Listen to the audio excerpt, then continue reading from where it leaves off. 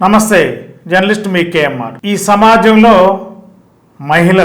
అనేక మంది మహిళలు కుటుంబంలో ఉన్న ఆర్థిక పరిస్థితులు, కుటుంబంలో ఉన్న అనేక రకాల ఇబ్బందులు, మరి మహిళల ఆర్థిక ఇబ్బందులని ఆసరాగా చేసుకున్న కొంతమంది మధ్యవర్తులు, మరి ఆ మహిళల ద్వారా అనేక రకాల అసాంఘిక కార్యక్రమాలకు పురుగొల్పే ప్రక్రియ ఇప్పుడు ప్రస్తుతం జిల్లాలో పెద్ద చర్చాంశమైంది. మరి జిల్లా కేంద్రమైన ఏలూరులో రాత్రి స్పా సెంటర్స్, ఒకప్పుడు మసాజ్ సెంటర్లు అంటే బార్బర్ షాపుల్లో ఎక్కడైనా ఎవరికైనా ఆ షాపులకు వెళ్ళినప్పుడు వారికి హెయిర్ కట్తో పాటు వారికి మసాజ్ జరిగే ప్రక్రియ గతంలో కొన్ని ఏళ్లుగా అన్ని ప్రాంతాల్లో జరిగాయి. అది తప్పు కాదు. తర్వాత చాలామంది నిర్వాహకులు ఇటీవల కాలంలో స్పా సెంటర్స్ అని పెట్టి ఆ సెంటర్లో జరగాల్సిన కార్యక్రమాలు ఏంటి, జరుగుతున్న తీరు ఏంటి. మరి ఏలూరులో దాదాపుగా 5 నుండి 10 వరకు స్పా సెంటర్స్ పనిచేస్తున్నట్టుగా కూడా ఒక సమాచారం. అసలు ఆ స్పా సెంటర్స్ జరుగుతున్న తీరు, స్థాపించిన విధానం, ఆ యొక్క స్పా సెంటర్లో ఏం జరుగుతుంది, నిర్వాహకులు ఎవరు, వాళ్ళ క్యారెక్టర్ ఏంటి, మరి వీటిపైన దృష్టి పెట్టవలసిన అవసరం, బాధ్యత పోలీసులపై ఉంది. ఇప్పటికే పోలీసులు శరవేగంగా అనేక రకాలుగా తనిఖీలు కూడా చేస్తూ ఉన్నారు. కొన్ని చోట్ల ఒత్తిడికి లొంగే పరిస్థితి పోలీసులు కూడా కనిపిస్తున్నట్టు తెలుస్తుంది. మరికొన్ని చోట్ల విచ్చలవిడిగా స్పా సెంటర్లు జరుగుతున్నా కూడా ఆ స్పా సెంటర్లో అనేక రకాలుగా మహిళలను ఇతర జిల్లాల నుండి, ఇతర రాష్ట్రాల నుండి మహిళలను తీసుకొచ్చి అక్కడ స్పా సెంటర్లో ఉద్యోగునిగా పెట్టుకుని అక్కడ జరిగే రాసలీలల కార్యక్రమం ఈవేళ ఈ సమాజాన్ని ఏ విధంగా తప్పుదోవ పట్టించే ప్రయత్నం జరుగుతుంది. ఇలాంటి స్పా సెంటర్లో నిర్వహించే తీరు మరి పోలీస్ యంత్రాంగం ఇమీడియట్లీగా రంగంలో దిగి ఎక్కడెక్కడైతే స్పా సెంటర్స్ ఉన్నాయో వాటిపైన ఆకస్మిక తనిఖీలు, అదేవిధంగా నిఘా నిరంతరం కొనసాగేలా ఉంటేనే మరి ఇలాంటి అసాంఘిక అరాచకాలకు ఫుల్ స్టాప్ పెట్టినట్టు అవుతుంది. కార్యదక్షత, ప్రజాసేవ తత్పరత మూర్తిభవించిన ప్రీతమ శాసనసభ్యులు శ్రీ బడేటి రాధాకృష్ణయ్య చంటి గారికి హృదయపూర్వక జన్మదిన శుభాకాంక్షలు. ఏలూరు దశ దిశ మార్చేందుకు శ్రీ బడేటి చంటి గారు తలపెట్టిన మహాయజ్ఞంలో మేం కూడా భాగస్వాములయ్యే అవకాశం లభించడం మా అదృష్టంగా భావిస్తున్నాం. ఏలూరు సర్వతోముఖాభివృద్ధికి శ్రీ బడేటి చంటి గారు సాగిస్తున్న ప్రయాణంలో మేం కూడా భాగస్వాములైనందుకు ఎంతో గర్వపడుతున్నాం. ఇట్లు Sheikh Noorjahan Pedababu, mayor, SMR Pedababu, cooption సభ్యులు, నగరపాలక సంస్థ ఏలూరు. మరి చాలా మంది మరి ఇటీవల కాలంలో ఈ స్పా సెంటర్ల పేరుతో చాలా యొక్క షాపులు పెట్టుకుంటున్నారు, వ్యాపారం చేస్తున్నారు. మసాజ్ అని పేరుతోనే అనేక రకాల అసాంఘిక కార్యక్రమాలకి ఒక నిలయాలుగా మారాయి. మరి వీటికి చాలామంది మరి కొంతమంది మధ్యవర్తులు, మరి వీళ్ళ పని ఇదే పనిలా ఉన్నట్టుంది.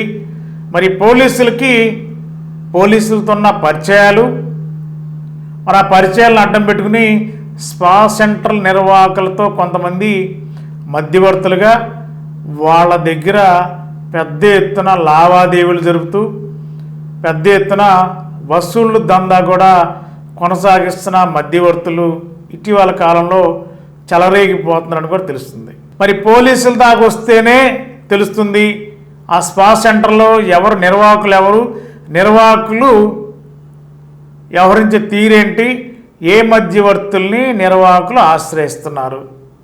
మరి మధ్యవర్తులు ఇదే పనిలో ఇటు పేకాట్లు కానీ, అదేవిధంగా ఈ స్పా సెంటర్లు కానీ, ఇవి కాకుండా అనేక రకాల లోపాయకారంగా అనేక రకాల వ్యవహారాల్లో కూడా కొంతమంది మధ్యవర్తులు ఇదే పనిగా పెట్టుకుని పనిచేస్తున్నట్టు తెలుస్తుంది. మరి పోలీసులు కనువిప్పగలిగేలా మరి వీళ్ళ మరి ఏలూరు నగరంతో పాటు జిల్లా వ్యాప్తంగా కూడా స్పా సెంటర్ల పైన తనిఖీలు చేస్తే వాస్తవ రూపం బయటపడుతుంది.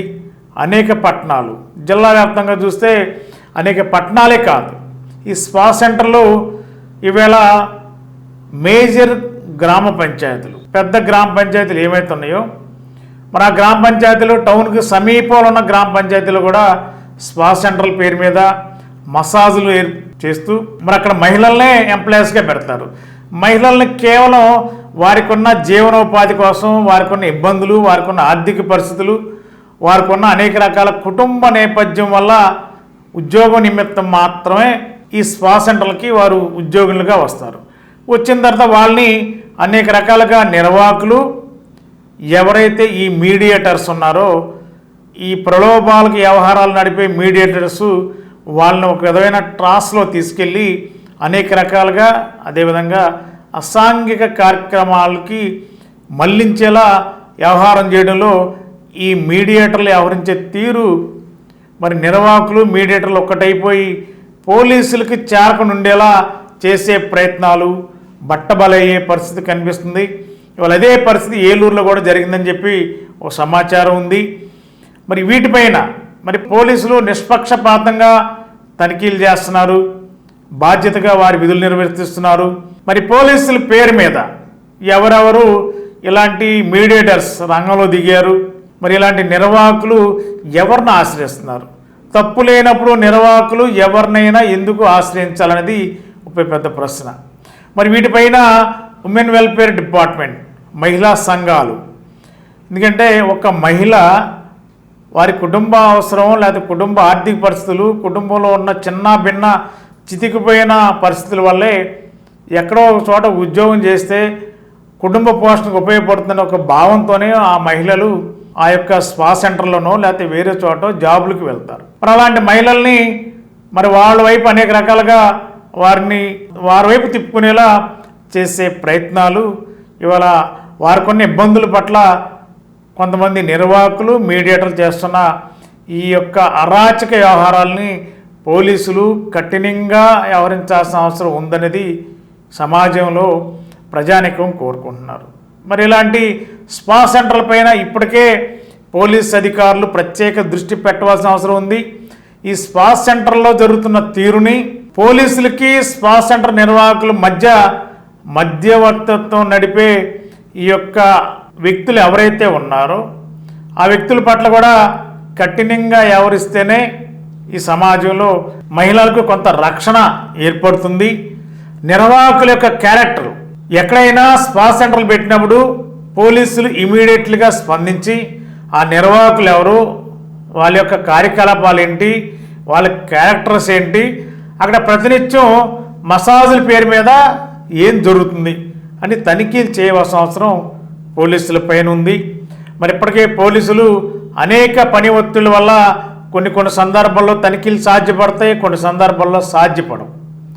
అయినప్పటికీ కూడా ఫిర్యాదులు వస్తే వెంటనే రంగంలో దిగుతున్నారు, తనిఖీలు చేస్తున్నారు. ఎవరైతే ఉన్నారో ఈ నిర్వాహకులు ఎవరైతే ఉన్నారో వాళ్ళని అదుపులో తీసుకుంటున్నారు. అయితే ఇప్పటికీ కూడా ఇంకా స్పా సెంటర్లో ఇంకా అనేక రకాల అసాంఘిక కార్యక్రమాలు జరుగుతున్నట్టుగా కూడా తెలుస్తుంది. వీటిపైన ప్రత్యేక నిఘా కొనసాగితేనే మన అమాయక మహిళలు నష్టపోకుండా ఇబ్బంది పడకుండా అవకాశం ఉంది. మరి ఈ స్పా సెంటర్ల పైన పోలీసులతో పాటు women welfare department, women child department వాళ్ళు కూడా దృష్టి పెట్టాలి. ఎందుకంటే ప్రతి మహిళ అనేక రకాల ఇబ్బందుల వల్ల వారికి కొన్ని ఇబ్బందులే ఇవాళ అనేక రకాలుగా దారులు తీసే పరిస్థితులు ఉంటాయి. మరి ఇలాంటి పరిస్థితుల్లో మరి మహిళలకు రక్షణగా ఉండవలసిన women welfare department, women child department వాళ్ళు కూడా ఖచ్చితంగా రంగంలో దిగాలి. వీటిపైన కూడా స్పా సెంటర్ల పైన కూడా ప్రభుత్వ పరంగా కూడా కొన్ని తనిఖీలు చేస్తేనే మహిళలకు రక్షణ చేకూరుతుంది. మహిళల యొక్క ఆత్మాభిమానం దెబ్బతినకుండా, మహిళలకు ఎక్కడ కూడా చిన్న ఇబ్బంది కూడా జరగకుండా ఉండాలంటే ఈ women welfare department, women child department కూడా రంగంలో దిగాలి. మరి ఈ స్పా సెంటర్లు ఏలూరులోనే కాదు, జిల్లా వ్యాప్తంగా అనేక ప్రాంతాల్లో కూడా విచ్చలవిడిగా సాగుతున్నాయి. మరి పోలీసులు ప్రత్యేక దృష్టి పెట్టాలి. మధ్యవర్తులు వచ్చి వ్యవహారాలు చేసే తీరుని పోలీసులు ప్రోత్సహించకుండా ఉంటే బెస్ట్ అనేది ఒక అభిప్రాయంగా ఉంది. అంతేకాదు నిర్వాహకులు వారు చేసే అరాచక కార్యక్రమాలకి ఎవరో ఒకరిని ఆశ్రయించాలి కాబట్టి దానికి తగ్గట్టుగా మధ్యవర్తులు కూడా సిద్ధంగా ఉంటారు. ఈ మధ్యవర్తుల్ని ఖచ్చితంగా పోలీస్ అధికారులు కఠినంగా వ్యవహరిస్తే తప్ప ఈ యొక్క లాబింగ్లు, ఈ యొక్క వ్యవహార శైలి, వారి యొక్క స్వార్థపూరిత వ్యవహారాల వల్ల మరి వాళ్ళ పోలీసులకు కూడా చెడ్డ పేరు వచ్చే అవకాశం లేకపోలేదు. మరి నిర్వాహకులు చెబుతున్న తీరు పోలీసులు కంగుదినే పరిస్థితి అంటే దీనిపైన పోలీసులు కఠినంగా వ్యవహరించాల్సిన అవసరం ఉందనేది ప్రజానికం కోరుకుంటుంది. మరి ఇలాంటి స్పా సెంటర్లపై పోలీసు వ్యవహార శైలి ఏ విధంగా ఉంటుంది? మధ్యవర్తుల ఆటలు సాగనిస్తారా, మధ్యవర్తులతో చేతులు కలుపుతారా చూద్దాం. మరి ఏలూరు నగరాన్ని కొత్త పుంతలు తొక్కిస్తున్న ప్రజానాయకుడు, నిత్యం ప్రజలతో మమేకమయ్యే రియల్ లీడర్, నిరంతరం ప్రజలకేదో ఒక సేవ చేయాలనే తపన కలిగిన నాయకుడు, నిగర్వి, స్నేహశీలి, మాకు అత్యంత ఆప్తులు, సన్నిహితులు, ఏలూరు శాసనసభ్యులు శ్రీ బడేటి రాధాకృష్ణయ్య చంటి గారికి ఇవే మా హృదయపూర్వక జన్మదిన శుభాకాంక్షలు. మీరు భవిష్యత్తులో మరిన్ని ఉన్నత పదవులను అధిరోహించాలని కోరుకుంటూ మీ SMR Pedababu, managing director, Prashant real estates, SMR estates, Canara bank line, Powerpet, Eluru. అంతా బాగుంది గానీ ఫేస్ లో కొంచెం సిగ్గు తక్కువైంది కదా. సిగ్గెలా పడాలి? పెళ్లి కూతురువే అల్లరి చేస్తేలా? ఇంకెంతసేపు అక్క? ఇంకో గంటలో తన ఇంటి పేరు మారిపోతుంది, తను మారుతుంది. నిజమే, ఇప్పటి వరకు నేను హీరోని, రేపటి నుంచి జీవి మాల్ శారీని ఆ ఇంటికి తీసుకెళ్తే డిజైన్, క్వాలిటీ, లుక్ మారుతుందా? ఎందుకు మారుతుంది? ఈ డిజైన్ లానే నేను కూడా మీ పెంపకంలో పెరిగాను. మీ మనస్సే నేను కదా. ఇంటి పేరు మారినంత మాత్రాన నేను ఎందుకు మారుతాను? మీరెప్పటికీ నా హీరోని.